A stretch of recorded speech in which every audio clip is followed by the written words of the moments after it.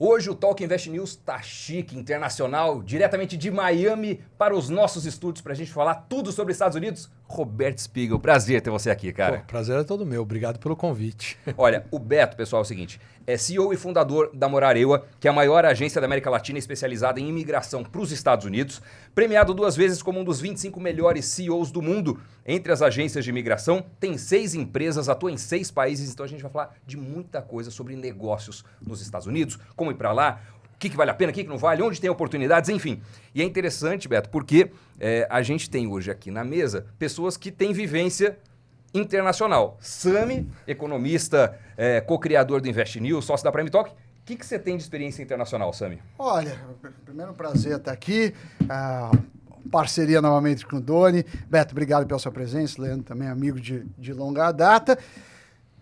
Bom, vivi em alguns países, estudei fora, né? Fiz PhD na Europa, depois até tive com o Leandro uma época em Harvard, fiquei em Boston. E os Estados Unidos talvez seja o país que a gente mais se aproxima. Não só por ter vivido lá um tempo, mas também por uma questão cultural. Quando você estuda economia, eu estudei na Europa, mas era tudo em inglês. E eram os livros e a economia ortodoxa que o mainstream está nos Estados Unidos.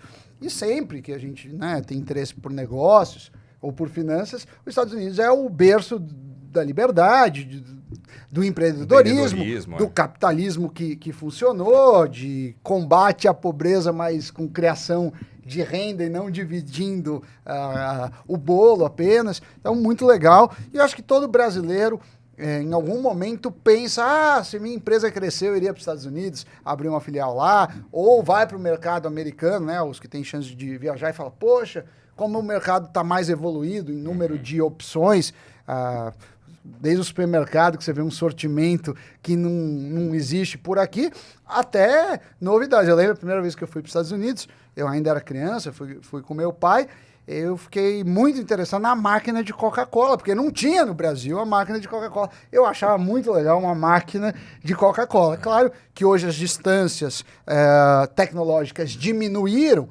mas talvez não as distâncias de modelo de negócio, de infraestrutura e de educação. É isso aí. E o Leandro Guissoni, professor na área de business no Brasil, nos Estados Unidos, também tem enfim, além de atuar como consultor em algumas das maiores empresas aqui do país, multinacionais também, você tem uma bela vivência nos Estados Unidos, inclusive, né? Sim, Doni. Grande prazer estar aqui com você, com o Sami, Beto, prazer também. Olha, eu já tive a oportunidade de experimentar os Estados Unidos como estudante, como doutorando, num período que eu estava fazendo doutorado lá, então eu saí da Universidade da Califórnia, eu morava em San Diego como estudante, num daqueles cursos que você toma um banho, né, de cultura, de business e tudo mais. Fiquei um tempo em San Diego, uma cidade espetacular, e aí de lá eu fui fazer parte do meu doutorado na Universidade da Virgínia e mudei para Charlottesville, uma cidade de 50 mil habitantes, numa região perto de Washington, D.C., muito mais conservadora, totalmente diferente a cultura. Tive que mudar de visto, né, porque eu estava com visto de estudante, depois eu fui com outro tipo de visto, depois com certeza a gente pode debater um pouquinho isso. Então saí do país, voltei do país, foi uma experiência muito, muito boa. Como o Sami falou, né, eles estão na fronteira em muitos aspectos ligados ao negócio, em área de interesse, em marketing lá. O Sami falou da máquina da Coca-Cola, eu também, a máquina da Coca-Cola, mas no outro tempo, porque a máquina da Coca-Cola é aquela touchscreen que você experimenta que você mistura, tem fantástica. Maravilhosa. Que são as atuais, né? Que são as atuais. E aí, de lá, eu voltei para o Brasil, mas eu recebi uma oferta para ser professor por um tempo na Universidade da Virgínia. Voltei lá como professor, experimentei a sensação de entrar na sala de aula com alunos, na época eu tinha 31, 32 anos, alunos mais velhos que eu até, no MBA full time, dar aula em inglês. Foi assim, suei frio, né? Treinei muito, muito, muito. E depois eu passei também uma temporada lá em Harvard, cruzei com vários projetos com o Sami que a gente fez em Boston, e como professor visitante na unidade de marketing, foi um período sensacional. Mas assim, de antemão eu falo que é um grande desafio para a gente, porque a nossa base de inglês e a nossa base de matemática não é tão competitiva lá, com os indianos, com os próprios americanos. Um absurdo. Os indianos, então, são absurdos. A gente sofre para conseguir chegar naquele nível. Bom, e eu morei, só para completar, eu morei lá 3 vezes, né? Mais recente, meu filho nasceu lá, mas eu fiz extensão em economia na Brown University, lá em Providence, Rhode Island, também nos Estados Unidos. E antes disso, fui naqueles programas de Work and Travel. Maravilhoso. Virar housekeeper, né? Então, limpei privada de americano também, um pouco dos bastidores da minha história, mas a minha história não interessa aqui, interessa a sua, Beto. E eu quero te perguntar o seguinte de cara. O Brasil, nesse ano de 2023, passou por uma transição de governo, né? Onde tinha dois governos ou duas candidaturas muito divergentes entre si, então uma eleição polarizada e tal. E eu tenho uma curiosidade, como você comanda a maior agência de imigração para os Estados Unidos e quem é abonado, como o Samidana, tem uma mobilidade internacional ou possibilidade muito grande, às vezes as pessoas, por uma posição ou por outra, decidem ir ou não. E eu queria entender se você viu alguma diferença significativa em 2023 em relação ao desejo de brasileiros de sair do país na comparação com o ano passado, anterior, sei lá. Vou te responder primeiro com um número, o Sami vai gostar porque ele gosta muito de número. Em 2014, éramos eu e meu sócio. 2018, eu já estava com 5, 6 pessoas trabalhando com a gente. Em 2022, agora em julho, eu fiz uma convenção, chamei todo mundo. Nós estávamos em 35. Isso em julho de 22. Em janeiro de 23, 80 pessoas. Caramba. Isso talvez explique... Para dar conta da demanda. É para dar conta da demanda. E assim, porque, veja... E é uma demanda de quanto? Qual que é o volume de pedidos de, sei lá, de visto ou de green card? Olha, média, o número de green card concedido é divulgado. O número de aplicações, em termos gerais, não é. O que você sente no seu grupo? Aproximadamente. Esse ano a gente aumenta pelo menos uns 150% referente ao ano passado. Sim, tranquilamente. Mas deixa eu só voltar uma coisa, uma coisa interessante que vocês três contando um pouco do background de vocês. E eu acho que isso faz muito parte de quem tem vontade de ir dos Estados Unidos quando você pensa a longo prazo. Não pensando em imediatismo. Vocês três pessoas de sucesso, que têm uma história que foi construída e que vocês têm uma carreira brilhante, cada um da sua área, e todos os três, de certa forma, passaram por lá. Seja academicamente ou uma experiência de work and travel, sabe? E eu acho que isso é legal de pensar quando... Né, casais que têm filhos... Por muitas vezes, obviamente, a questão financeira ela pode ser uma barreira, mas também se trabalhada bem ou se planejada bem, dá para ser feito. Mas hoje o mundo ele é muito mais acessível. Então, eu tenho um pouco dessa missão sempre de mostrar para as pessoas que não precisa ser um Sami para poder mudar para os Estados Unidos, desculpa a brincadeira, mas se você hoje é muito mais acessível você ter uma renda em dólar paralela, hoje é muito mais acessível você se planejar para uma mudança temporária, para uma experiência. E o resultado de você... Primeiro, a humildade da gente aceitar que às vezes existem algumas outras coisas tão boas quanto o Brasil ou em algumas características melhores, você se abre para oportunidades. Essa é a primeira coisa. E a longo prazo faz diferença, nem que seja cultural. De você conhecer outras culturas, outros povos, conhecer dos indianos que moram lá. Por que o Vale do Silício bombou tanto? Não é só pelo silício, quem está lá, quem mora lá, como que os caras estudam, quanto eles se dedicam, como que é o estudo. Ou seja, isso tudo para um futuro de carreira faz muita diferença. Veja aí a carreira de vocês três. Beto, eu queria te perguntar isso, não só dos Estados Unidos, eu morei na Espanha e estive várias vezes nos Estados Unidos também, além da temporada que eu fiquei lá. Muitos brasileiros iriam naquele negócio não legalmente, mas não tem nada a perder, a situação tá ruim no Brasil, o cara vai, o lobo solitário, uma loba solitária, e tenta a vida. Às vezes começa em subempregos, já vi várias vezes vários brasileiros morando assim, numa casa para 4 pessoas, 10 começando nisso. Evidentemente, essa não é a forma talvez mais racional de se ter sucesso. Quando a pessoa fala assim, não, estou pensando em morar nos Estados Unidos, suponha que eu seja casado, tenha 1, 2 filhos, quero ir para lá. Como que o morar ou o que vocês fazem? Porque assim, tá bom, o green card é importante, sem dúvida te dá legalidade. Sim. Mas ele não resolve sua vida, no sentido, você precisa ter uma renda em dólar, de preferência você precisa projetar uma carreira, como o Alejandro mesmo falou, lá é um mercado que tem as suas vantagens de ser competitivo, então você vai lá no supermercado, tem 300 tipos de suco, mas também na sua área para contratar vai ter um monte de gente, assim. Sim. Então como que funciona, assim, fora a parte de documentos, sim, como que o brasileiro se prepara para entrar no mercado americano para pelo menos manter a qualidade de vida que ele tem aqui? Tá, então assim, primeiro, só falando da questão legal, porque isso é importante. Né? Os caras, eu já ouvi muita história de cara que vai lá de coiote, por exemplo. Sim. O cara gasta 30, 40 mil dólares. E por muitas vezes não precisaria. Nem precisaria. O que falta às vezes é informação. Tem mais de 100, 150 tipos de vistos para as pessoas poderem ir para os Estados Unidos. Então essa é a primeira coisa que tem que desmistificar, né? Que muita gente fala assim, tem que ter $500 mil ou ilegal. Falo, gente, calma, são duas faixas do espectro completamente opostas. Você tem uma gama de formas de se legalizar, não é nem de se legalizar, de ilegalmente para os Estados Unidos. Então essa é a primeira coisa. A segunda coisa quando eu falo que a gente montou um ecossistema de imigração, é porque quando a gente começou com uma agência de imigração, isso tudo que eu vou contar é o que nos trouxe os prêmios, é o que nos trouxe os reconhecimentos. É que existiam somente, em 2014, basicamente advogados de imigração. Então, eu quero morar nos Estados Unidos, o que você fala? Fala com um advogado e pega um visto. Só que a gente entendeu que não é isso. O visto, ele é de uma série de coisas que você tem que se preparar. Plano de saúde, seguro de vida, como que eu vou ganhar dinheiro, minha equivalência de diploma, se é bom empreender, se não é bom empreender, ou seja...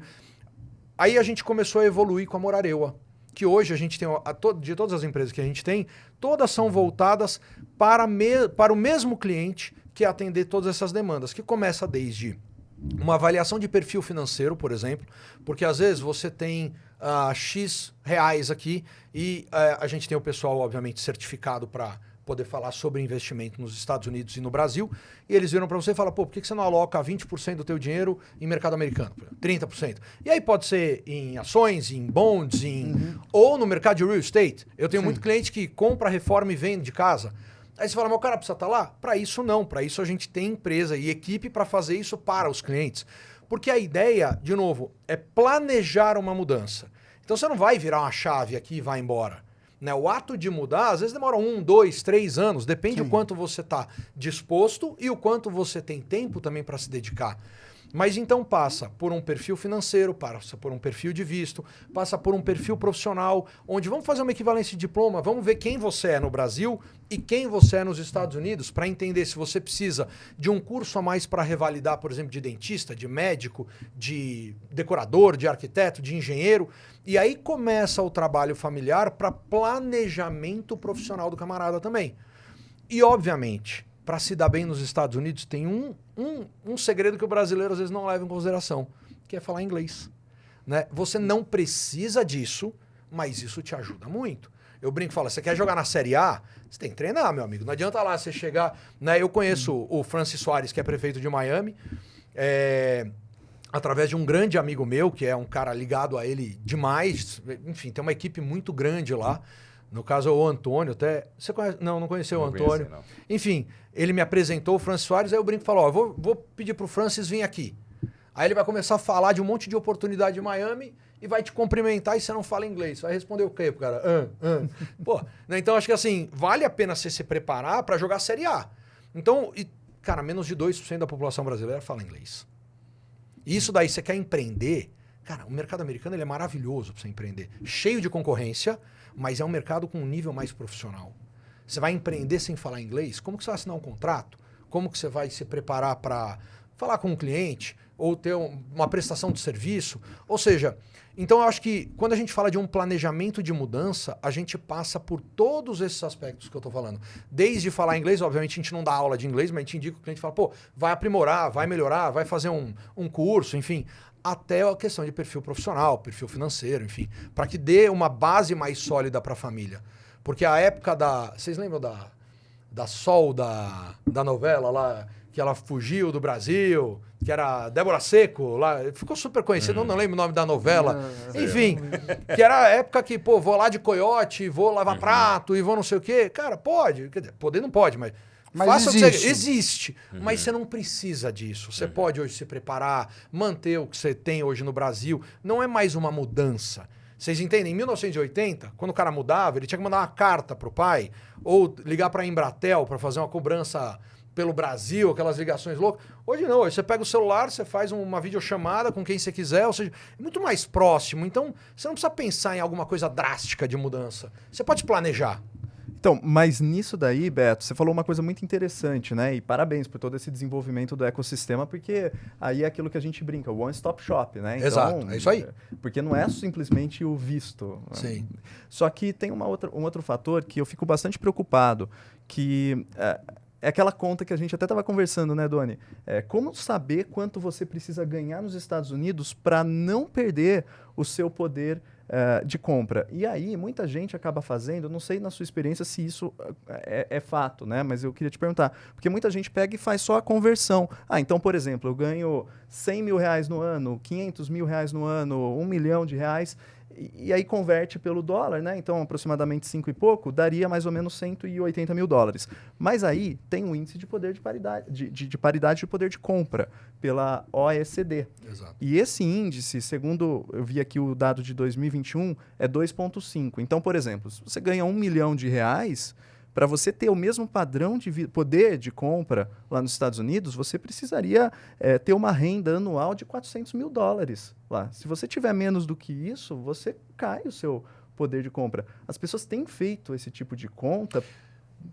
As pessoas fazem, mas o mercado americano ele é muito diferente do brasileiro em todos os sentidos. Obviamente o que está escrito de poder de compra aí está certinho. Só que a conta ela não é necessariamente essa.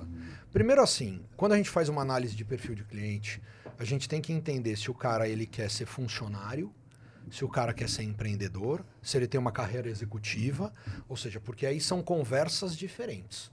Né, obviamente. Isso seria aqui para o Brasil a mesma coisa. Né? Você quer ir trabalhar num restaurante, ser um Uber ou, sei lá, ser funcionário de uma agência, é uma coisa. Se você quer empreender, ter uma loja, uma franquia, alguma coisa, é outra. Ou se você quiser ir para a carreira do corporativismo, é outra. É assim, por mais que esse número ele é um fato que ele está aí, eu brinco que eu falo que nos Estados Unidos você tem um leque, uma gama de qualquer tipo de produto, desde um valor de entrada pequeno até o valor mais exorbitante que você pode imaginar. Eu brinco, sempre falo, a primeira vez que eu fui jogar golfe, aqui no Brasil, fui com uns amigos, alugamos um equipamento, gostei. Aí fui para os Estados Unidos na semana seguinte, na época eu ainda morava no Brasil, e aí eu cheguei lá e falei, cara... Não, desculpa, aqui no Brasil eu falei, vou comprar uma taqueira. Aí eu fui ver lá, 5 mil reais uma taqueira. Eu falei, pô, nem sei se eu gosto do esporte assim pra comprar, né? E aí, coincidentemente, tinha uma viagem marcada dos Estados Unidos na semana seguinte, cheguei lá e eu vi desde taco de golfe de 100 mil dólares, só que eu comprei uma taqueira de 100 dólares. Ou seja, eu consigo usufruir de coisas com uma gama de produtos diferente. Então, assim, respondendo a tua pergunta diretamente, as pessoas elas não fazem essa conta do jeito que você está falando, mas eles fazem outro tipo de conta, que é assim, o que eu preciso para morar bem nos Estados Unidos? Não necessariamente o que eu tenho aqui, porque por muitas vezes as necessidades daqui são diferentes da necessidade de lá. Mas basicamente, serviço vai ser muito mais caro lá e produto vai ser muito mais barato. É isso. E as pessoas normalmente contrabalanceiam. Então você vai assim, É isso. beleza, eu não vou ter tantos serviços, mas eu vou ter uma TV mais legal, um computador mais Exato. barato. Carro. É isso, é exatamente mas isso. É mais isso, assim. Porque eu acho que é o que ele falou, né? É que nem inflação, né? Tá bom, a inflação é essa, você manter a sua cesta de consumo, mas você não mantém a cesta de consumo no decorrer da Exato. vida e dadas as condições, até porque, sei lá, um exemplo mais bobo, escola. Muita gente que vai morar lá, que contrata de serviço, tem filho em escola privada aqui e é caro. Mas lá, E lá você tem não uma precisa, pública. porque a pública Exato. é boa. É isso. Isso faz muita diferença. Né? É essa conta. Por isso que o cara fala, o que eu preciso para viver bem lá? A particular é caríssimo, mas você não precisa. Mas- aqui. Exato, exato. Desculpa, só para terminar, porque a linha do Sami tá corretíssima. Porque quando a gente começa num perfil de cliente, assim, você vai morar onde? Vamos supor que o cara saiba. Aí ele fala assim, eu quero morar em Weston. Aí você fala, tá bom, você sabe se você quer colocar escola pública ou privada? Porque o Weston tem escola boa. Tem gente que vai para o Weston que vai para uma escola privada, mas a grande maioria vai para lá porque as escolas públicas são boas. Eu já moro numa região que eu escolhi a região, mesmo sabendo que a escola pública era ruim, porque para mim eu queria colocar na particular. Mas aí, de novo, são escolhas. Aqui meus filhos estudavam numa escola boa, eu falei, cara, eu quero melhor. Então eu optei por isso, mas as pessoas normalmente falam assim, o que eu preciso para viver bem? Eu tenho escola pública boa lá? Check it. Eu tenho essa check, ou seja, ele não precisa. Agora, nos produtos é o que você falou, o produto você consegue melhorar o nível. Você tem Mercedes lá por $300 por mês. Ou seja, você tem um lease, você tem facilidade de pagamento, você tem um monte de outras coisas que... E aí tem uma questão cultural que é a qualidade de vida. A qualidade de vida ela está muito ligada aos bens materiais hoje em dia, pela nossa cultura. Não estou falando número em termos gerais. A nossa cultura tem uma qualidade de vida boa, pô, tem uma Mercedes na garagem, tem uma casa na praia, então a gente liga muito isso com bens materiais. Que isso nos Estados Unidos é um pouco mais acessível. Roberto, quais são os principais erros dos brasileiros que resolvem empreender nos Estados Unidos? Cara, tem alguns. O primeiro é achar que porque ele dá jeitinho em tudo aqui, ele vai dar jeitinho em tudo lá. Esse acho que é o primordial. E aí o segundo, que já é ligado a isso, é não estudar antes o mercado, fazer um business plan sério. Porque eu já vi muito cliente meu falando assim, cara, eu fiz business plan no Brasil 10 vezes e, cara, os caras entregam o negócio tudo errado. Nos Estados Unidos, você tem dados públicos, oficiais, que facilitam um business plan mais certeiro. Então, você fala assim, cara, paga lá $5 mil para um business plan, mas se prepara. O cara fala, pô, não vou gastar $25 mil. Aí você fala, cara, mas você quer viver lá ou quer viver aqui? Né? Ou você faz uma conta ou você faz outra. Então, eu acho que o jeitinho brasileiro, que ele tem um lado muito bom, que pode ser um lado de sucesso dos Estados Unidos, o brasileiro usa isso muito pro lado ruim, que é tipo o jeitinho econômico de não, eu não vou gastar nisso, eu não vou gastar naquilo. Então eu acho que estudar o mercado e entender como funciona, eu acho que isso daí é o maior erro do brasileiro. Chega, não, eu tenho uma ideia de açaí, de coxinha, aí... Cara, você acha que nunca pensaram nisso? Lá nos Estados Unidos, vocês viveram lá. Lá já pensaram e repensaram 53 vezes tudo. Só que aonde que o brasileiro se dá bem, e agora eu vou falar o lado bom, é no carisma, eu sou brasileiro, eu sou de uma galera que eu gosto de te abraçar, eu gosto de falar, então eu vou te cativar. Então se o brasileiro, quando ele entende que, principalmente para comércio, que ali vive-se comércios locais e o teu marketing ele pode ser restrito em locais, ele pode... Porque você mora num bairro, cara, pode ver, tem um Walmart, um Walgreens, não sei o que, a cada esquina. Porque é exatamente para suprir aquela microcomunidade. Quando você começa a entender isso e você começa a fazer o teu tete-a-tete no corpo, que o brasileiro é bom, aí os caras se dão bem. Quando ele acha que ele pode abrir e falar, eu sou brasileiro, vou vender coxinha, cara, não é assim.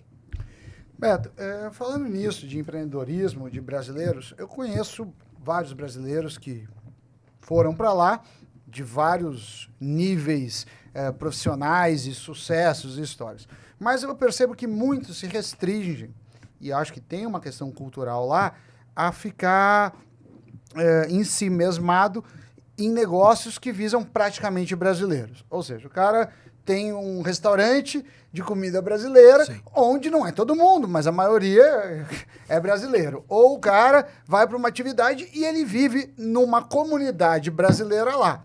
Não estou falando que tudo que ele faz, sim, é isso, mas o core do negócio dele. Por que isso acontece? Depende muito da cidade? Depende do tipo de negócio? Eu vou te falar, eu acho que isso acontece primeiro porque a comunidade internacional, quando a gente fala de Flórida principalmente, Miami, Orlando, quando você vai para Los Angeles também, Nova York, enfim, que são os principais, a comunidade internacional é muito grande. Então, as comunidades brasileira, mexicana, venezuelana, cubana, colombiana, chinesa, indiana, são comunidades grandes, que dá espaço para você suprir e dá espaço para você evoluir dentro de um negócio. Então, eu acho que esse é o primeiro fator que é natural. Você chega em Orlando, cara, você só não vai ver americano ali, você vai ver de tudo, você vai ver muito brasileiro. Então, você abre uma casa do pão de queijo lá, casa de chamate, sei lá, de açaí, você vai ter um público brasileiro, porque tem uma galera que mora lá. Essa é a primeira coisa. Mas a segunda coisa, que eu acho que é principal, e aí eu vou inverter um pouco tua pergunta, é quantos brasileiros a gente conhece prestando serviço para grandes companhias americanas? Aí são poucas. Poucos. Por que isso?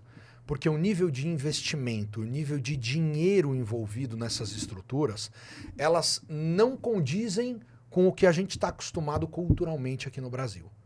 Então, por exemplo, eu tenho hoje uma companhia prestadora de serviços nos Estados Unidos, que eu presto serviço para grandes companhias lá. Mas você pegar o meu board, você pegar a galera que está ali envolvido, cara, é um negócio de louco.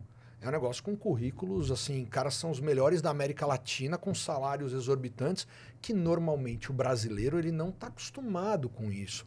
A gente ainda está acostumado, de novo, a nossa mentalidade é eu penso em real, para começar a conversa. E lá, tanto faz o real, tanto faz o ien, tanto faz o euro, lá é dólar, né? Você gasta e ganha em dólar. Então, só que o brasileiro, principalmente na chegada, normalmente quem consegue prestar serviço para companhias americanas são caras que estão lá estabelecidos há muito mais tempo.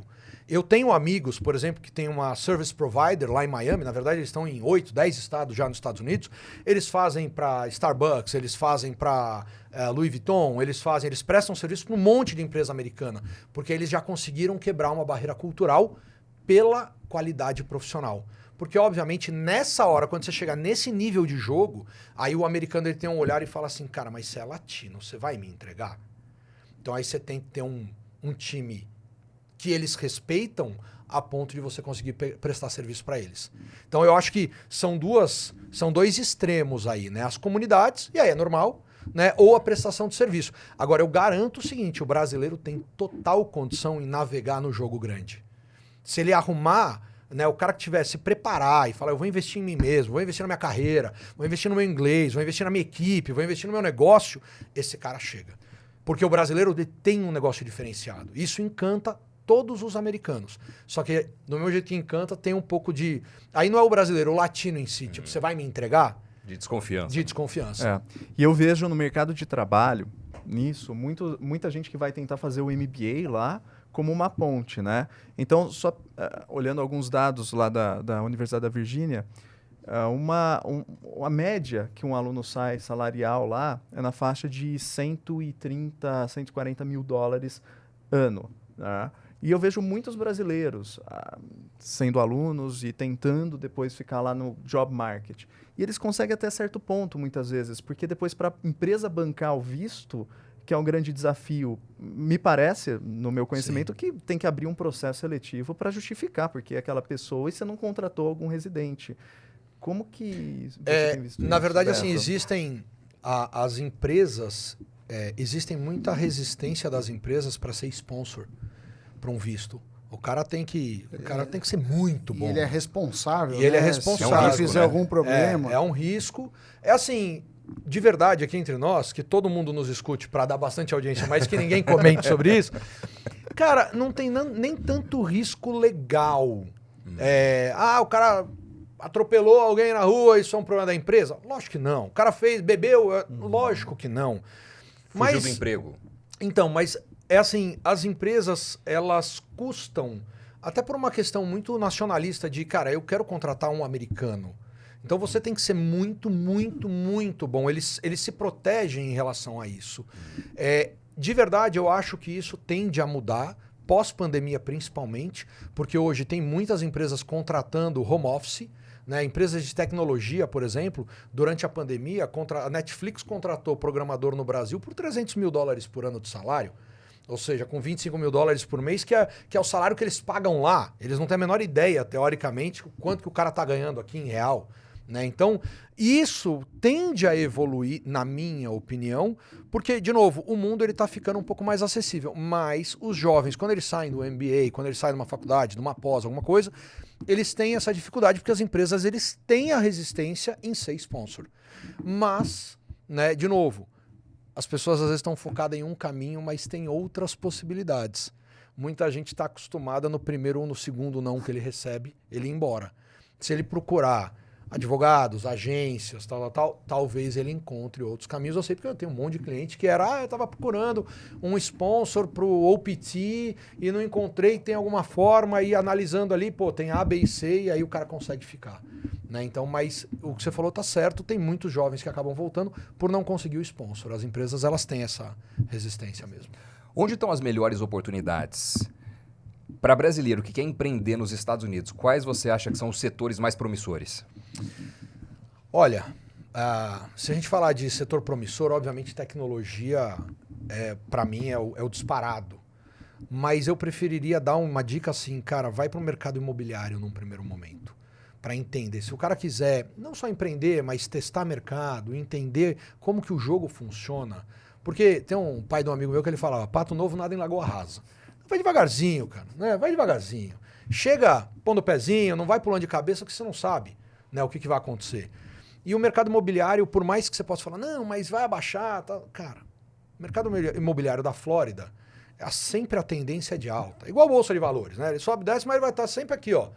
Não hoje em dia, né? Mas não, mas brincadeira à parte, mas quando você vê em longo prazo, você vai comprar uma casa para botar para alugar de long term, ou você vai fazer um flipping imobiliário, ou você vai participar de uma construção com uma cota. Os riscos são pequenos, porque o mercado ele é um mercado, de novo, os Estados Unidos está sofrendo hoje em dia por conta dos juros altos, né, que então com tendência de aumentar mais.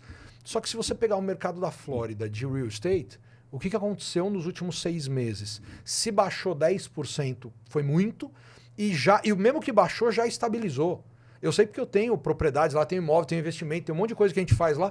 Cara, eu acompanho isso. É um negócio que você fala, cara, a chance de perder dinheiro num negócio desse é muito grande. Agora, o cara que não é estudado, que acha que o negócio dele, por estar bem aqui, vai estar bem lá, não é bem assim. Então eu prefiro indicar sempre o real estate para começar, parte de tecnologia mas aí o cara tem que estar preparado, prestação de serviço. Por que isso? Tem algumas questões, de novo, culturais e de negócio do jogo que não é igual ao do Brasil e dos Estados Unidos. Eu vou dar um exemplo besta. Você vem aqui e você quer alugar uma loja num shopping, sei lá. Aí você faz um contrato de 1 ano aqui no Brasil e que se tudo der errado, você vai ter que pagar lá equivalente a 3 aluguéis, proporcional e acabou. Lá não. Você alugou uma loja, qual que é o contrato? É de 3 anos? Amigo, é uma confissão de dívida de 3 anos. Você quer sair? Não tem problema, quita o contrato. Aí você fala, mas eu quebrei. Paciência. Então tem coisas como essa que se o cara não sabe, ele acha que ele vai investir $50 mil e alugar uma loja e tá feliz da vida, e ele não teve ele não estudou para entender que o jogo funciona diferente lá. Uma prestação de serviço, o cara começa com um escritório, ele começa um job online, ele começa alguma coisa pequenininha. Cara, mas eu acho que essas áreas são áreas que têm oportunidades legais, assim. Beto, o Doni perguntou dos setores, eu vou te perguntar dos locais. Tem muito se fala, vou para Miami, vou para Flórida, eu sei que tem muito brasileiro, ou se não, vou para Nova York, também lugar muito brasileiro, e outros vão para outra costa, e falam, não, eu vou para Califórnia, que também tem muito brasileiro. Mas alguns estados mais periféricos, ou até o meio lá do deserto americano, às vezes não tem tanto brasileiro. Como que deve ser essa visão de localização? Porque Flórida é mais perto, sim, mas não quer dizer que seja o mais fácil de prosperar. Sim. Eu acho que, por exemplo, de novo, você tem negócio aqui no Brasil e você vai morar nos Estados Unidos. Logicamente, por lógica, não que é obrigatório, mas por lógica você vai acabar indo para a Flórida porque você tem o máximo de 2 horas de diferença de horário, enquanto na Califórnia o máximo são 5, isso faz muita diferença. Voo direto, 7 horas e meia você está em São Paulo, querendo ou não, isso também facilita para quem tem negócio no Brasil e nos Estados Unidos. Então esse cara, ele tende a ir para a Flórida por, entre outras coisas, essas razões. Supondo o cara que vai manter os dois negócios. O cara que vai manter os 2 negócios. Agora, o cara que vai desligar um Sim, e ligar outro... começar a vida. Eu acho que depende da profissão dele também. Eu vou dar um exemplo. Uma enfermeira, e até é importante dizer, vocês gostam de número, faltam 200 mil enfermeiras nos Estados Unidos hoje em dia. Uma enfermeira, quando ela vai fazer o processo de revalidação pela Flórida, ela tem um processo de revalidação X. Posso até, não quero entrar no caso, mas se ela vai por Montana, é muito mais fácil a chegada dela para revalidar e depois ela pedir uma equivalência para a Flórida para trabalhar na Flórida. Eu estou dando o exemplo da enfermeira, mas isso acontece com dentistas, isso pode acontecer com médico, isso pode... Então também depende um pouco da profissão, da onde que o cara pretende atuar, tá? Agora, se for para abrir pequenos comércios locais... Um microempreendedor... aí eu iria para ou Califórnia, ou Nova York, ou Flórida, ou no máximo ali no Texas, porque no Texas também tem uma comunidade... Austin. Tem uma comunidade boa, o estado está crescendo cada vez mais. É rico, né? É muito rico, e a parte imobiliária, que essa eu acho que é o grande X da questão, que é a conta da chegada do cara nos Estados Unidos... A conta dele passa, entre outras coisas, o que mais tem peso no orçamento é o aluguel ou a compra do imóvel. Se você comprar um imóvel hoje no Texas, sei lá, um imóvel subjetivo aqui de 4 quartos e tal, você vai pagar $200 mil. Em Orlando você vai pagar $500 mil. Em Miami, e em mais Miami ainda. você vai pagar $1,5 milhão, $2 milhões. Então, essa conta de chegada ela faz muita diferença. Né? Então, mas eu iria, se eu fosse abrir um pequeno comércio hoje local, eu iria onde tem a comunidade brasileira, certamente. E quais são as profissões, você falou de revalidação, né? Diploma, quais são as profissões que são mais problemáticas e quais são as profissões que são menos problemáticas para revalidar? Para revalidar? Cara, médicos e dentistas são as mais complicadas. Tem o lado bom da história, né? Elas são as mais complicadas, só que por outro lado tem o pote de ouro. Depois você consegue, tem menos gente. Sim, e é um absurdo. Dentista, tem um advogado meu, que a namorada dele tinha se formado, isso faz uns 3, 4 anos, e ela tinha terminado, naquele dia, assinado o primeiro contrato pós-faculdade. Ela era bucomaxilo. Ela assinou o primeiro contrato numa clínica ganhando $250 mil no ano. Eu liguei pro bucomaxilo, amigo meu aqui no Brasil no dia, falei, quanto você ganha? Falei, pô, a menina aqui em 1 ano ganha mais, né? Então, brincadeira à parte, essas profissões, elas têm uma revalidade, um processo mais complicado, só que tem o potinho de ouro do outro lado do arco-íris, tá? E tem algumas profissões, isso é interessante, que você não precisa revalidar para fazer a mesma função ou uma função parecida. Eu vou dar o exemplo de engenheiro. O cara, ele é engenheiro aqui, se ele quiser atuar nos Estados Unidos, a não ser que for para assinar a planta, ele precisa ser engenheiro. Mas se ele quiser construir, ele pode fazer uma prova de General Contractor, que ele vai estudar lá 8 livros, não é fácil, mas ele estuda sozinho, estuda com curso online, estuda pelo Brasil, e o cara chega lá e faz a última prova e vai embora. Você está ready to go, entendeu? O cara já está pronto para trabalhar. O próprio dentista, se ele não quiser ser dentista, se ele quiser ser um hygienist ou um dental assistant, por exemplo, ele não precisa revalidar. Ele precisa revalidar se ele quiser ser dentista. Mas, então, assim, não todas, mas muitas profissões, você tem o caminho alternativo. Advogados, por exemplo, você tem um LLM que você pode fazer pelo Brasil 1 ano, e aí você pode fazer a prova do bar em alguns estados, não em todos, mas em alguns eles liberam. Então você tem algumas profissões, ou muitas profissões, com caminho A, B e C. Por quê? Vocês estudaram lá, vocês lembram. Você tem o undergrad e você tem o graduate program. Então o cara que ele é um advogado nos Estados Unidos, ele passou por uma faculdade de ciências políticas, por exemplo. Um college, às vezes. Um college, para depois ir. Que no nosso caso, a nossa faculdade é tudo junto. Então, por isso que você tem uma diferença de profissões aí e principalmente de licença. Porque os Estados Unidos é o país do litígio, é o país do seguro. Por quê? Porque tem briga. Então você tem que ter licença para tudo, senão você vai fazer besteira e vai se dar mal. E lá tem muita propaganda de advogado, né? A gente vê ali outdoor pode. na Better Call Saul. Better Call Saul. Better Call Saul. Em todos os idiomas possíveis, sempre tem alguém, você pode ter direito a dinheiro por conta, sei lá, de acidente de trabalho. E sempre atacando um público... Exatamente, específico. Né? Mas é isso mesmo, lá o advertising de law firms, ela pode. Você pode fazer isso. Aqui não pode, por exemplo. Exatamente. Quais são os tipos de visto mais comuns ou indicados para quem quer empreender ou para quem quer mudar para os Estados Unidos? E quanto que custa esse processo, mais ou menos? Tá. É assim, ó. Isso é interessante demais, porque 2016 ou 2018, agora não lembro, teve um caso no direito imigratório que abriu uma jurisprudência para um visto hoje chamado EB2NW. Que muita gente vai por ele. Muita gente vai por ele. Até então, eu brincava e falava assim, Doni, você é Albert Einstein? Não. Primo dele? Não. Descobriu a cura do câncer? Não. Então, irmão, tá fora. Hoje em dia, por conta dessa jurisprudência, desse caso que abriu, que chama o Matter of Danazar, que ele mostrou que por você criar empregos ou criar impostos, ou principalmente ter o potencial de, se você, obviamente, se qualificar formado, pós-graduado, 5 anos de experiência, ou se não tiver pós-graduação, se tiver 10 anos de experiência, comprovado, associação de classe, enfim, tem os critérios. Se você passar naquilo, você hoje pode aplicar por esse visto. Que é o chamado visto de competências extraordinárias. Isso. Cada um fala uma coisa. E, aliás, até antecipando uma pergunta tua, qual é o maior erro das pessoas que querem imigrar? É perguntar pro amigo. Não pergunta pro amigo, pergunta pra quem entende. Porque cada um chama de um nome, cada um fala um caminho e, na verdade, fica aquela confusão de informação. Mas é isso, a galera fala o visto de habilidades extraordinárias, é o que eles falam. Que tem vários vistos nessa linha. Mas, enfim, é exatamente esse. Então, vamos supor... Como economista, você vai abrir uma empresa para prestar serviço de auditoria, consultoria para as empresas, para expansão de mercado internacional, tal. E essa empresa pode gerar tantos empregos e tantos impostos. Por conta disso, você tem a possibilidade de aplicar para esse visto, que hoje é o mais procurado pelos brasileiros, eu diria que em pelo menos 70%. Pelo menos 70%. O visto de investidor de 500 ou 800 mil dólares, que hoje é 800, não se faz, se faz muito pouco no Brasil, porque a gente tem uma educação boa aqui. Você tem muita faculdade, você tem muita pós-graduação, você tem muito mestrado. O brasileiro, ele estuda muito, até porque tem um custo mais baixo que nos Estados Unidos. Pra você fazer um graduate program, pra você fazer um mestrado, cara, é um rim. Aqui você tem possibilidades. E no final da ponta do visto, eles se equivalem, porque ele não está vendo a qualidade do ensino, ele está vendo o nível do ensino. Nível Exatamente. de graduação. É interessante isso. Isso abriu a porta para muito brasileiro. E nesse processo, nesse visto, você basicamente convence o agente imigratório americano de que é um bom negócio para os Estados Unidos ter esse brasileiro com essas habilidades lá.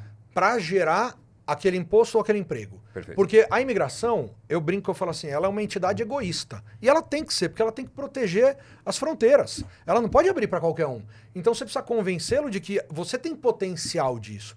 Ó, o Doni é isso, aquilo, ele fez isso, aquilo. Ele tem cartas de recomendação, né? Você já me falou sobre isso. Tem cartas ele assinou algumas cartas de recomendação, tal. Eu já assinei também. Você já assinou? Já. Então. Aí, ó, saque@Doni.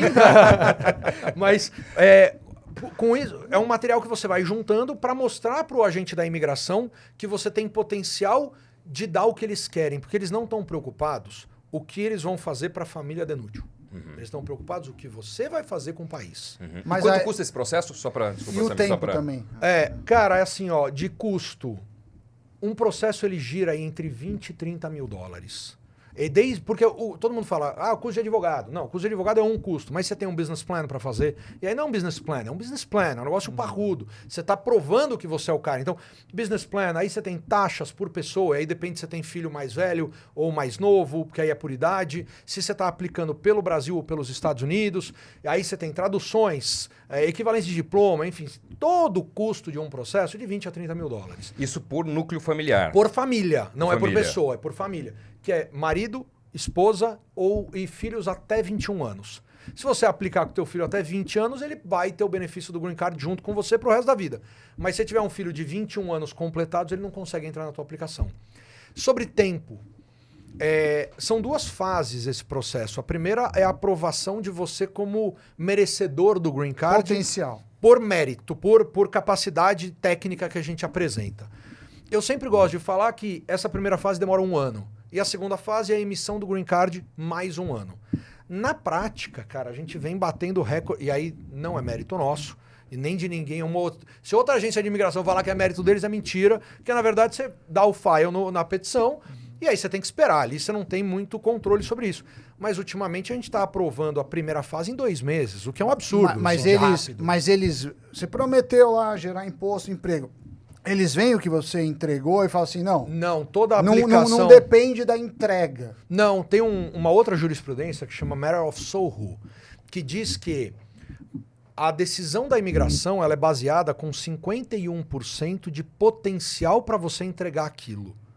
Então, vai abrir a tua empresa de economia, de consultoria, disso, daquilo. Só que chegou no meio do caminho, eu falei, Sami, vem trabalhar para mim, cara. Pô, eu te dou um salário aqui e tal. E você desiste do projeto, não da petição, do projeto da empresa, porque você veio trabalhar para mim. Você tem total direito.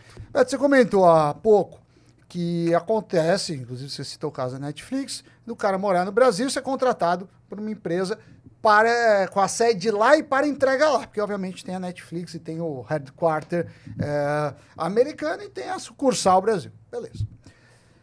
Quanto de antecipação as pessoas conseguem do mercado de trabalho? Por exemplo, eu decidi, eu quero ir para os Estados Unidos, eu falo, olha, vou lá namorar ela, eu falo, eu quero mudar lá, vou mudar com a minha família. A gente faz lá o plano, mas eu quero chegar lá já com um emprego de uma determinada qualidade. É fácil, é viável, é provável que eu consiga me alocar no mercado de trabalho lá antes de viajar, ou seja, começo a trabalhar em home office, vou uma vez e volto, ou não é comum. Comum é ir lá, se assenta lá e depois você parte para o mercado. Como que está essas estatísticas? Tá, vamos lá. Primeira coisa que é importante, você só trabalha nos Estados Unidos com work permit. Sim. Você precisa ter autorização de trabalho.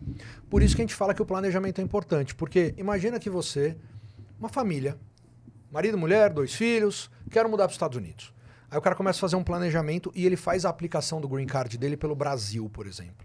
E aí o green card dele chega em determinado momento, mas o cara ainda mora no Brasil. Esse camarada tem o work permit, obviamente, porque ele tem o green card. Nessa hora, ele pode continuar trabalhando no Brasil e aplicar para algumas posições nos Estados Unidos. E aí, caso ele seja aceito, aí ele pega o aviãozinho e vai embora ou começa a fazer esse período de transação. O que não pode acontecer é o camarada chegar nos Estados Unidos para aplicar por lá sem work permit e achar que ele vai conseguir emprego. Ele não vai conseguir emprego. E dá entrada com visto de turista, como se estivesse indo para Disney, vai... e fala, não, mudei de ideia, quero morar aqui. Quando ele faz isso, o que acontece é que depois que ele sair da Disney, o período Disney, a gente vai aplicar a mudança de status dele. Mudança de status. Que é o visto. A gente vai pedir a mudança de status. Nessa mudança de status, a gente pede o work permit, mas ele tem que esperar para começar a trabalhar. Por isso que o planejamento é importante. Então, mas é assim, o cara planejado, ele consegue talvez não sair com o emprego, mas se preparar. Currículo, adaptar o LinkedIn do cara, adaptar isso até chegar ao work permit. E aí ele aplica para emprego. Porque nos Estados Unidos tem uma característica, assim, é impressionante como falta profissional qualificado de todas as áreas. Desde motorista de caminhão, eu vi estatística, faltam 75 mil caminhoneiros nos Estados Unidos. Cara, é que a malha de transporte lá é um absurdo e falta caminhoneiro.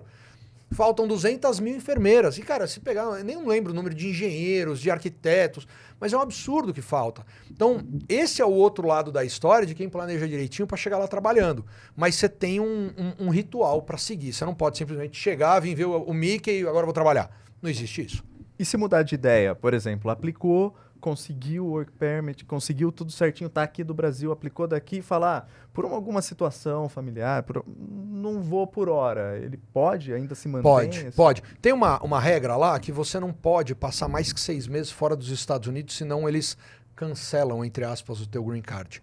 Mas essa é uma regra que ela é mal lida pelas pessoas. Porque quando fala que você não pode passar mais que 6 meses fora, as pessoas pensam que você precisa passar 6 meses dentro.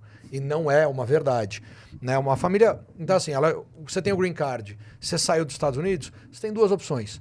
Ou você não foi para os Estados Unidos e recebeu o green card, vai a primeira vez, ativa o seu green card e pede um negócio chamado Re-Entry Permit, que te dá autorização de até 2 anos você morar fora.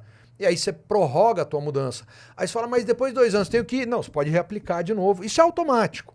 É meio que você está dando uma satisfação pro governo americano, falando assim, cara, eu recebi o green card, tô a fim de morar aqui, mas por uma situação A, B e C não posso, você nem precisa nem justificar. Você fala, cara, eu não posso morar aqui agora, então me dá autorização de 2 anos ficar fora e não ter problema. Eles te autorizam. Exatamente.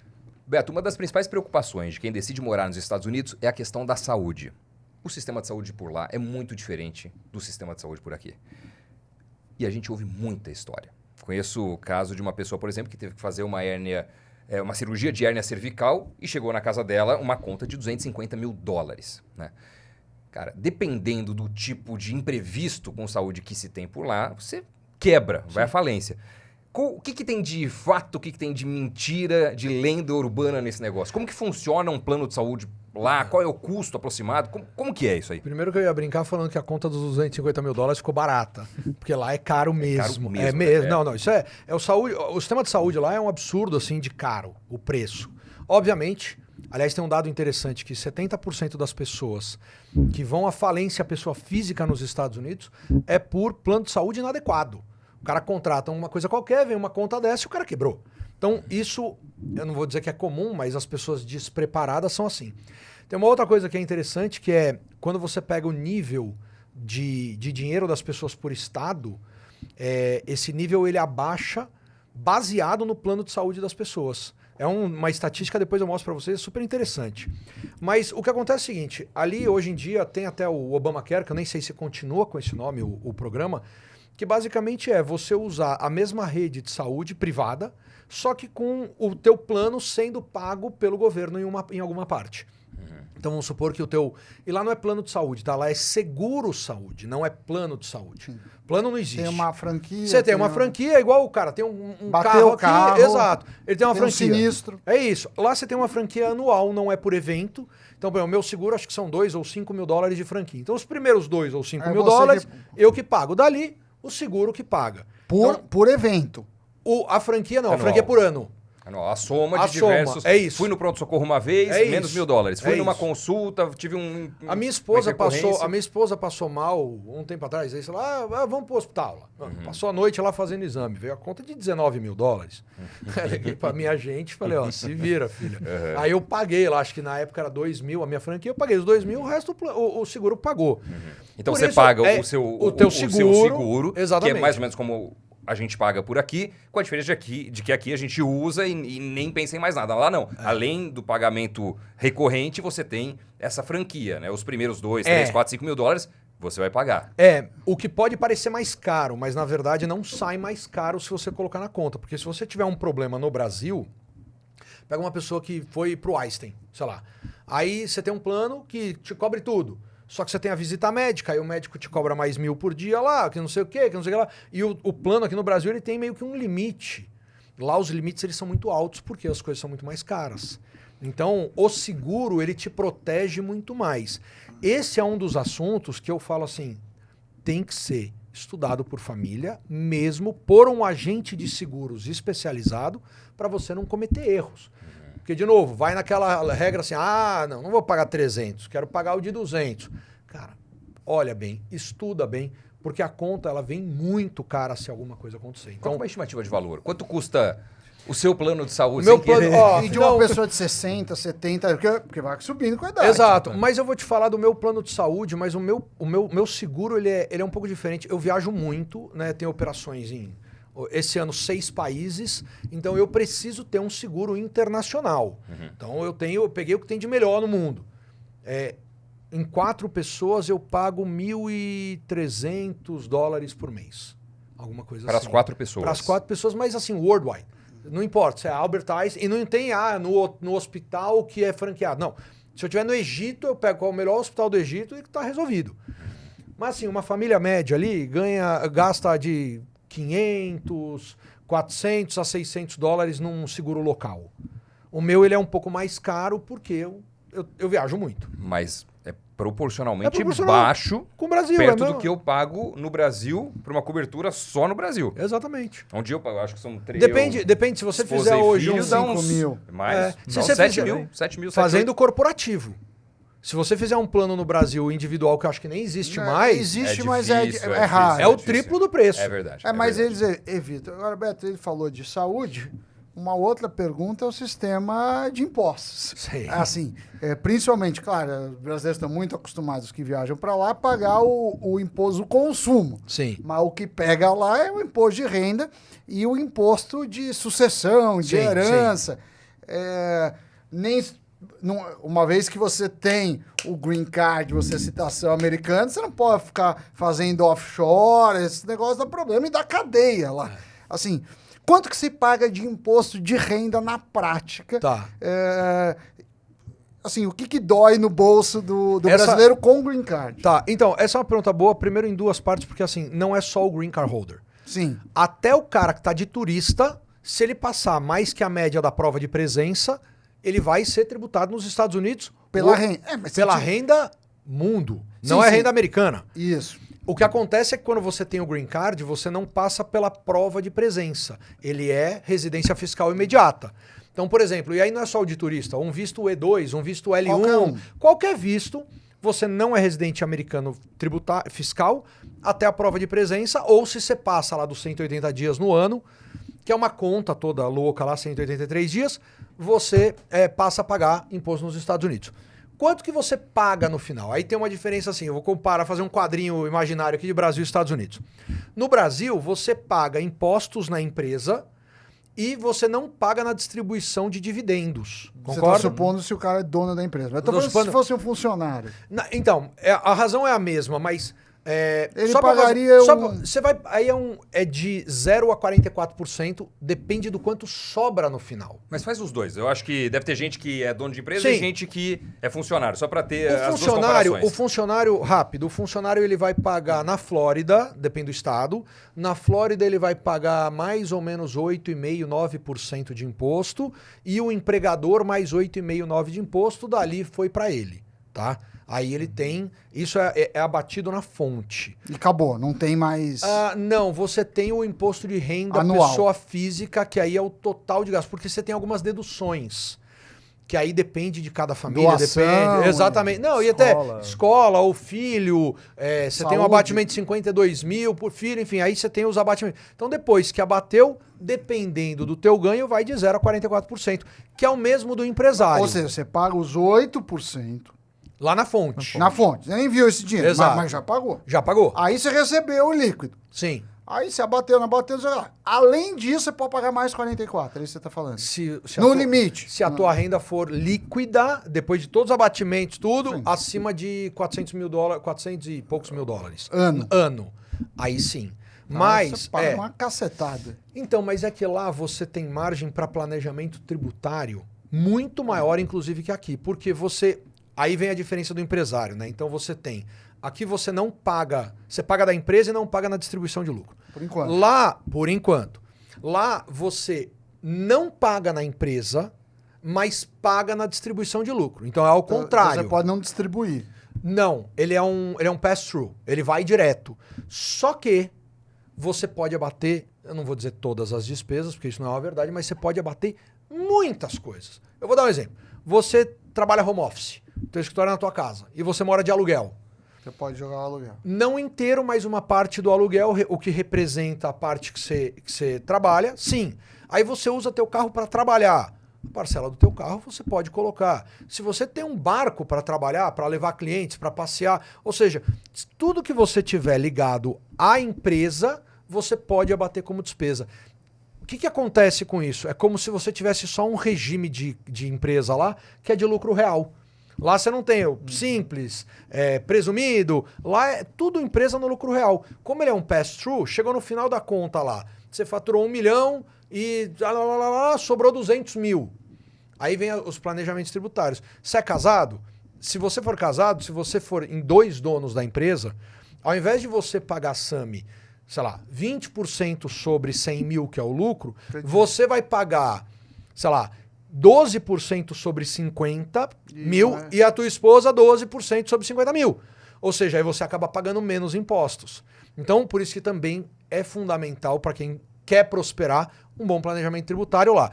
E na saída definitiva do Brasil, tem que tomar esse cuidado, porque quando a pessoa vai morar fora, dependendo do caso, ou em quase todos os cenários, vale a pena você dar a saída definitiva do Brasil para não correr o risco de pagar 2 impostos. Exatamente. Mas o que já está aqui, já está pago, é da grana que você gerar depois. Depois, mas tanto faz o lugar do mundo. Não, sim. Exato. Mas assim, eu tenho um patrimônio que eu já construí, já foi tributado. Exato. Já é passado. Já é passado, mas você tem que fazer de uma forma para mostrar que é passado. Sim, tem que deixar claro. Porque a prisão que você falou, ela existe. Não por você abrir uma offshore, mas sim porque lá você sonegou imposto. Por você tentar evadir. Exatamente. Aí você pode ter problema. Mas também é importante dizer que pode ter empresa offshore nos Estados Unidos, só que lá não é offshore, lá cai a cortina. Não, e não tem esses paraísos fiscais, porque você é tributado globalmente. Exatamente. Diferente do Brasil, que você pode ter legalmente uma empresa lá fora e que não incide sobre o regime. Se for em paraíso fiscal, exatamente. É isso aí. É isso mesmo. A gente falou de saúde, a gente falou da parte fiscal, falar de investimento um pouquinho. A pessoa resolveu mudar para lá, conseguiu, aplicou, deu tudo certo, Green Card, Work Permit, tá lá nos Estados Unidos, né? Onde que normalmente essas pessoas, como elas alocam os seus investimentos? Porque lá a renda fixa não dá praticamente nada. Aqui no Brasil, dá, só que você tem um risco cambial que fica muito relevante para uma pessoa que mora lá. O que elas fazem com dinheiro normalmente? Eu vou dar um número até interessante. Bonde do Banco do Brasil pago lá fora, hoje está pagando 9% ao ano. Bonde do Banco do Brasil, dólar, né? em dólar. Um bonde da Petrobras 8,75 ou 8,25, Itaú 6,5. Estou falando só de empresas brasileiras, Você obviamente. está pagando 5,5. Exato. Então, assim, você tem hoje opções de alocar a tua carteira. Isso, obviamente, eu estou falando de meia dúzia de empresa. Lá nos Estados Unidos, o mercado financeiro ele é muito maior. Vocês sabem melhor que eu quantas empresas são listadas na bolsa aqui, quantas são listadas lá. Pelo menos 10 vezes mais. No mínimo. Fácil. Fora o volume de dinheiro. Então, quando Não, você não, pega... é número só. Então, dinheiro é mais... É um absurdo. Então, quando você pega, por exemplo, tem uma das empresas, a BlackRock. Eu acho que vocês já ouviram falar. Ela está no Brasil. Ela está no Brasil. Você vai fazer uma carteira com a BlackRock, por exemplo, eles falam para você investir lá, sei lá, $50 mil. Eles não vão comprar 2 bondes, eles vão comprar 5 mil bondes. Sim, já tem fundos. Exatamente. Tem fundos, inclusive, negociados lá nos Estados Unidos, com 10 mil empresas worldwide. É isso então, aí. Quer dizer, você compra um fundo que você já está investindo. E na China. Exato, exato. Você tem muito mais acesso ao produto. Então, obviamente. Concorrência maior. Exato. O renda fixa não é tão bom. Principalmente quando você fala de título do governo, que aqui paga 13 e lá paga 2, 1. Porém, você tem um portfólio global que você consegue ter acesso. Então eu vou falar assim, clientes que hoje que eu acompanho, de novo, eu não sou analista financeiro, nem consultor financeiro, mas eu vejo alguns clientes fazendo isso com o pessoal do nosso time. Os caras têm uma carteira aí de 8, 8,25, vai de 6 a 8 sem tomar muito risco. E com o lado bom que é dolarizado, né? Então assim, a gente tem hoje... e, obviamente, o brasileiro gosta muito de tijolo. Então, eu sempre falo pro meu time assim, cara, quem vai alocar o capital do cliente, tenta entrar em 10, 15, 20% do capital, tenta entrar em algum projeto imobiliário, nem que seja pequeno, alguma coisa mais leve de começo, mas para a pessoa poder também sentir os dois mercados. Mas no mercado financeiro hoje tem muita opção acessível. Mas uma coisa interessante... é que o mercado imobiliário ele é altamente dependente da bolsa. Quando a bolsa sobe, o mercado se valoriza, e quando a bolsa cai, o mercado... Também isso, porque as pessoas ou estão no mercado imobiliário ou na bolsa. Aqui já é uma coisa totalmente diferente, porque ainda o percentual de número e de volume de brasileiros, volume financeiro na bolsa é meio independente. Exatamente. Lá eles são muito correlacionados. Porque você tem esse número, quantos americanos investem na bolsa? Mais de 50%. Eu ia falar, é um absurdo. Então, obviamente, está relacionado. No Brasil não chega a 5%. Eu né? acredito que não. 3, 4. 3, 4. É porque assim, você tem que olhar o número, que é isso, mas o volume.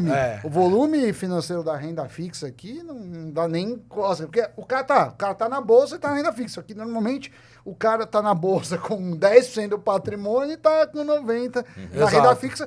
Coisa que não acontecia nos Estados Unidos, até porque a renda fixa durante muito tempo tinha taxa negativa. A inflação era maior que a taxa de juros. Agora, continua negativa, mas talvez mude um pouquinho nos próximos anos. E o mercado imobiliário, só para falar uma coisa que é interessante, de novo, como tudo tem diferenças de mercado e é legal, eu acho que esse tipo de informação é legal para agregar para as pessoas entenderem que o jogo é diferente.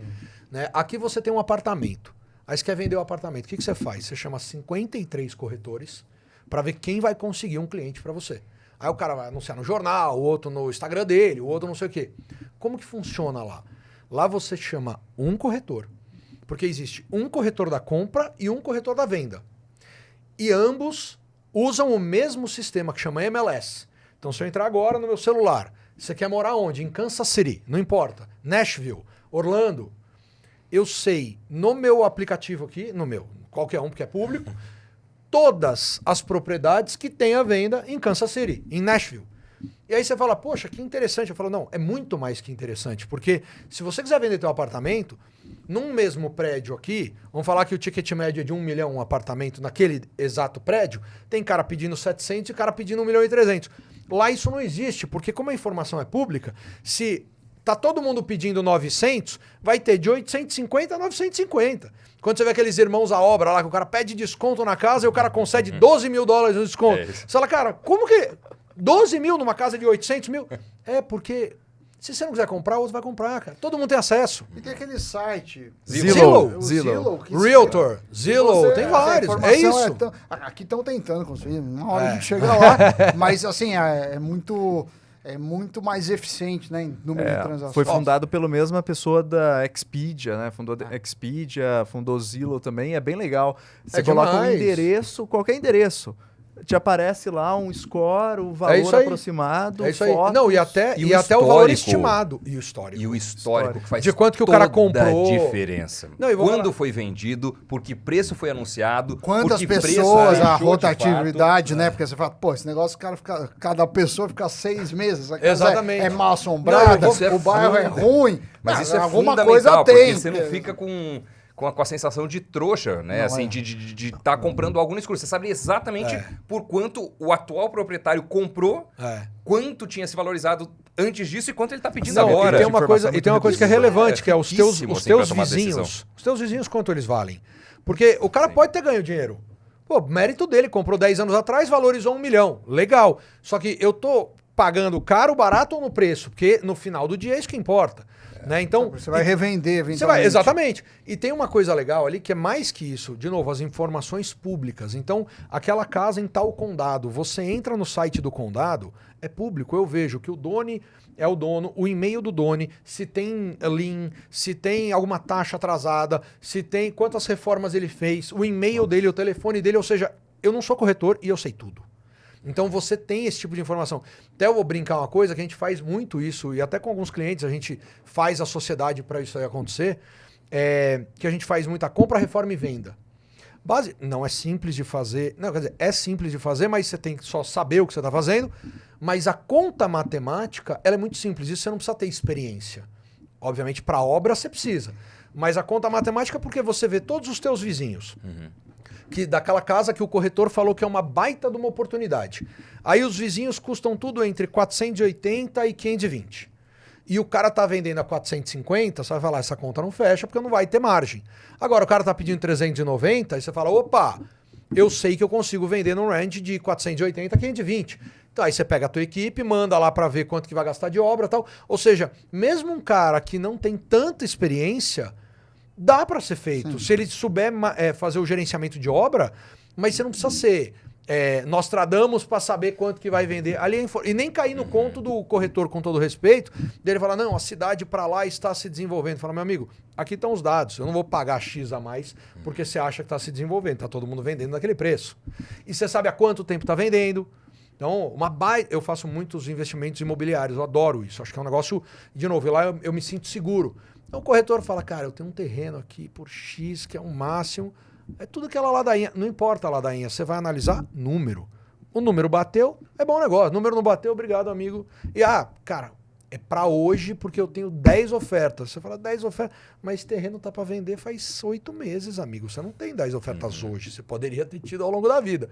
Hoje você não tem. Então você tem todas as informações que te dão mais solidez para dar um passo desse. Sem dúvida. E o mercado imobiliário americano mudou muito. Eu lembro de estar lá cerca de 1 ano atrás, né, quando meu filho nasceu, inclusive de dar lance em 2 casas que eu tinha me interessado e etc. E o valor pedido era tal.